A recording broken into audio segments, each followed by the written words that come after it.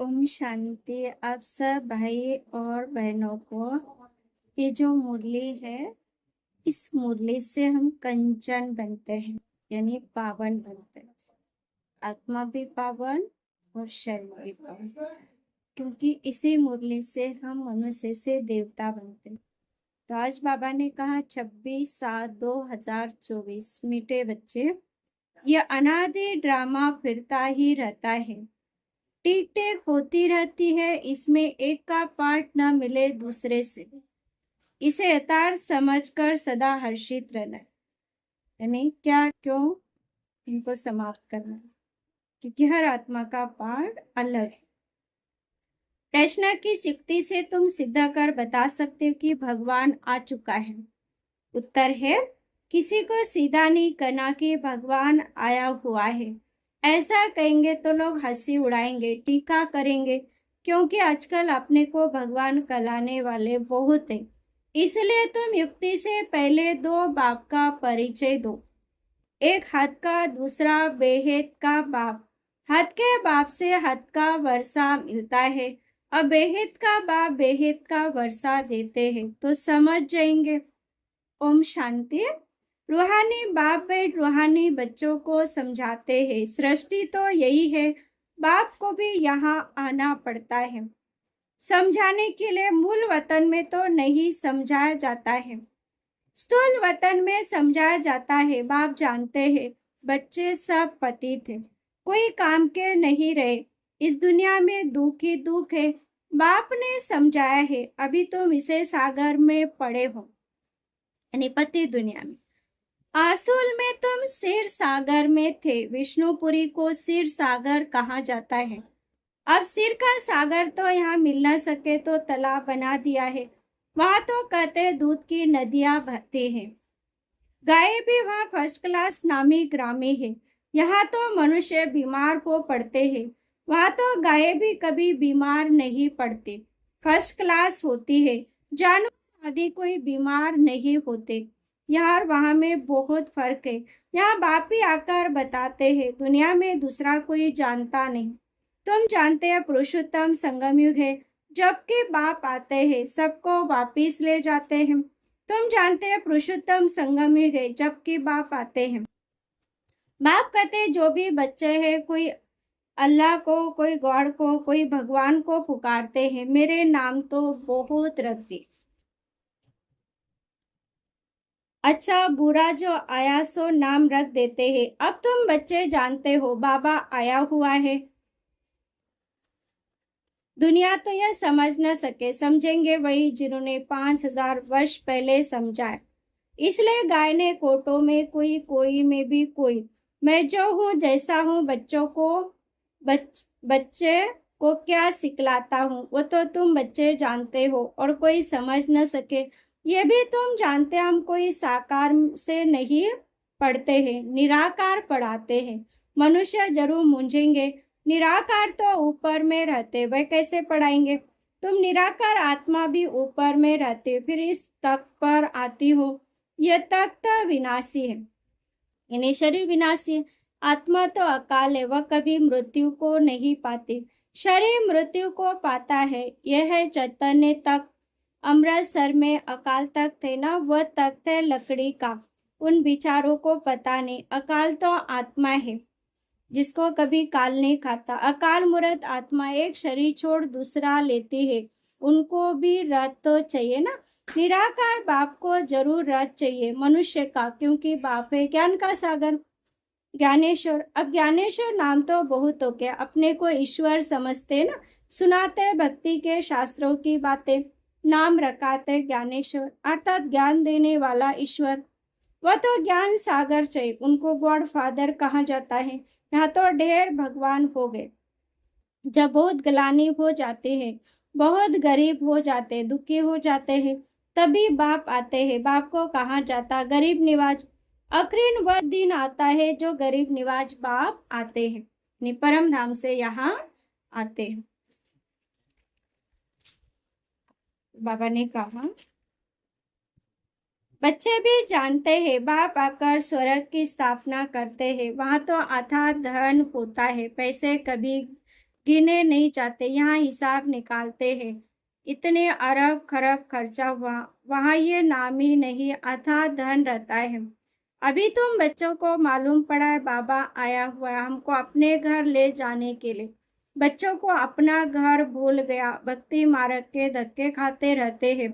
इसको कहाँ जाता रात, भगवान को ढूंढते रहते हैं, परंतु भगवान कोई को मिलता नहीं। अभी भगवान आया हुआ ये भी तुम बच्चे जानते हो, निश्चय भी है। ऐसे नहीं, सबको पक्का निश्चय है। कोई ना कोई समय माया भुला देती, तब आप कहते अचरवन मेरे को देखनते, मेरा बनंती औरों को सुनावंती। ओहो माया तुम कितनी जबरदस्त हो, जो फिर भी भागंती करा देती हो। भागंती तो ढेर होते हैं, हरकती देवंती हो जाते हैं, फिर वह कहाँ जाकर जन्म लेंगे, बहुत हल्का जन्म पाएंगे। इम्तिहान में नापास हो पड़ते हैं, यह है मनुष्य से देवता बनने का इम्तिहान। बाप ऐसे तो नहीं कहेंगे सब नारायण बनेंगे नहीं, जो अच्छा पुरुषार्थ करेंगे वह पद भी अच्छा पाएंगे। बाप समझ जाते हैं कौन अच्छे पुरुषार्थी, जो औरों को मनुष्य से देवता बनाने का पुरुषार्थ कराते हैं, अर्थात बाप की पहचान देते। आजकल पोजीशन में कितने मनुष्य अपने को भगवान कहते रहते, तुमको अबलाए समझते हैं। अब उन्हों को कैसे समझाए भगवान आया हुआ, सीधा किसको कहेंगे भगवान आया, तो ऐसे कभी मानेंगे नहीं। इसलिए समझाने की भी युक्ति चाहिए, ऐसे कभी किसी को कहना नहीं चाहिए कि भगवान आया हुआ है।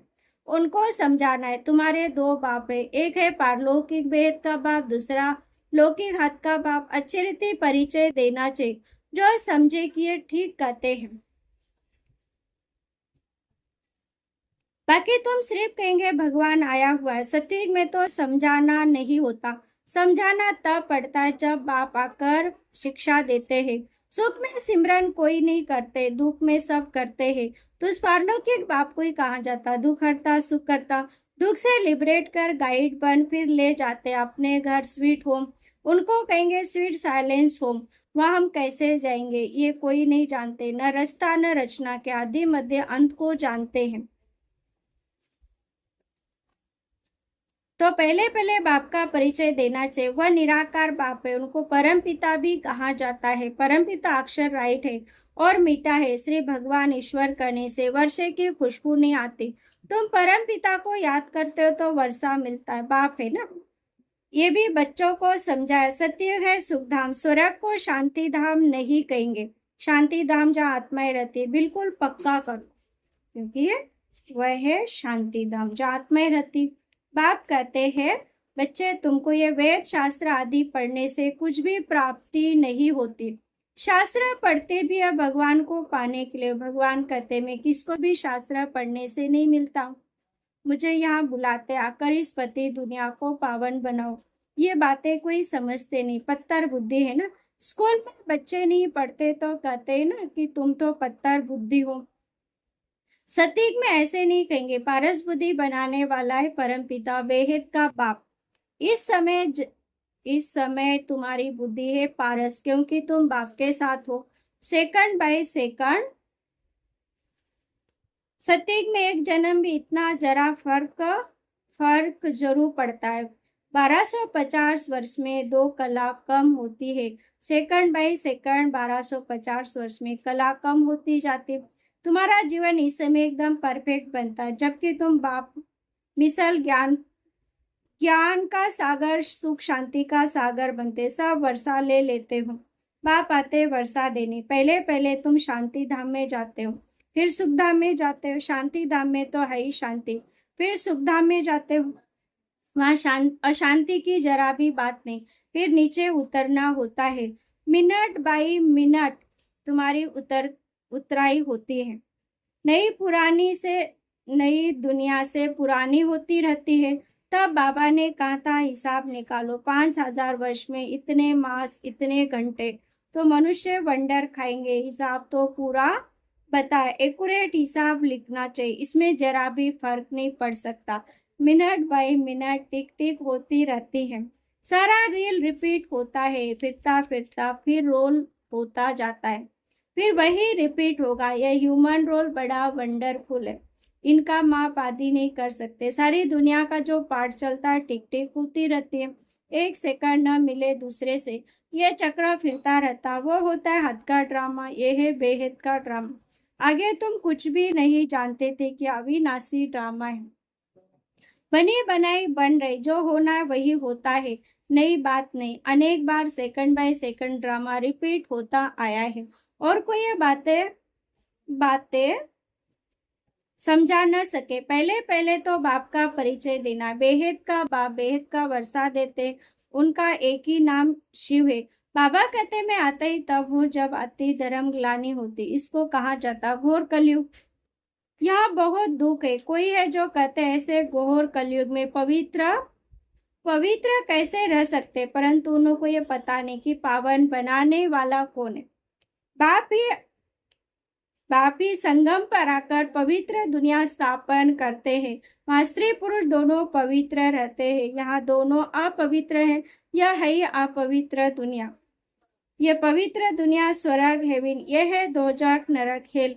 तुम बच्चे समझ गए हो नंबरवार पुरुषार्थ अनुसार। समझाने भी मेहनत है, गरीब झट समझ जाते, दिन प्रतिदिन वृद्धि होती जाती है। फिर मकान भी इतना बड़ा चाहिए, इतने बच्चे आएंगे, क्योंकि बाप तो आप कहाँ जाएगा नहीं। आगे तो बिगर कोई कहे कहीं भी बाबा आपे ही चले जाते थे।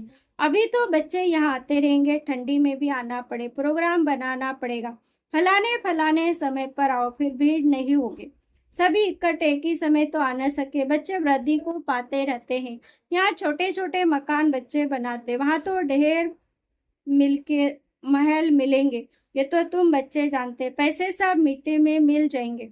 बहुत ऐसे करते जो खड्डे खोदकर अंदर रख देते हैं, फिर या तो चोर ले जाते या फिर खड्डों में अंदर रह जाता, फिर खेती खोदने समय धन निकल आता है, अब विनाश होगा, फिर वहां सब कुछ नया मिलेगा। बहुत ऐसे राजाओं के किले जहां बहुत सामान दबा हुआ है, बड़े बड़े हीरे भी निकल आते तो हजारों लाखों की आमदनी हो जाती है। ऐसे नहीं कि तुम स्वर्ग में खोदकर ऐसे कोई हीरे आदि निकालेंगे नहीं, वहां तो हर चीज खाने आदि सा नई भरपूर हो जाएंगे। यहाँ कलराटी जमी नहीं तो ताकत ही नहीं, बीज जो बोते हैं उनमें दम नहीं रहता। कीचड़ पट्टी अशुद्ध चीजें डाल देते हैं, वहां तो अशुद्ध चीज का कोई नाम नहीं होता। Everything is new. स्वर्ग का साक्षात्कार भी बच्चियां करके आती है, वहां की ब्यूटी ही नेचुरल है। अभी तुम बच्चे उस दुनिया में जाने का पुरुषार्थ कर रहे हो। अच्छा मीठे मीठे सिकलेदी बच्चों प्रति माता पिता बाप दादा का याद प्यार और गुड मॉर्निंग। रूहानी बाप की रूहानी बच्चों को नमस्ते। हम रूहानी बच्चों की रूहानी माता पिता बाप दादा को याद प्यार, गुड मॉर्निंग और नमस्ते नमस्ते नमस्ते। धारणा की पॉइंट है, इस समय बाप समान परफेक्ट बन पूरा वर्षा लेना है। बाप की सब शिक्षाओं को स्वयं में धारण कर उनके समान ज्ञान का सागर, शांति का सागर बनना है। दूसरा, बुद्धि को पारस बनाने के लिए पढ़ाई पर पूरा ध्यान देना है। निश्चय बुद्धि बन मनुष्य से देवता बनने का इम्तिहान पास करना है। वरदान, निश्चिंत विजय के नशे में रह, बाप के पदम गुना मदद प्राप्त करने वाले मायाचित भव। बाप के पदम गुना मदद के पात्र बच्चे माया के वार को चैलेंज करते हैं कि आपका काम है आना और हमारा काम है विजय प्राप्त करना। वे माया के शेर रूप को चींटी समझते हैं, क्योंकि जानते हैं कि यह माया का राज्य अब समाप्त होना है। हम अनेक बार के विजयी आत्माओं की विजय 100% निश्चिंत है। ये निश्चिंत का नशा बाप की पदम गुना मदद का अधिकार प्राप्त कराता है। इस नशे से सजी मायाजीत बन जाते हैं। स्लोगन है, संकल्प शक्ति को जमा कर 100 प्रतिभा विश्व प्रति इसका प्रयोग करो। शांति।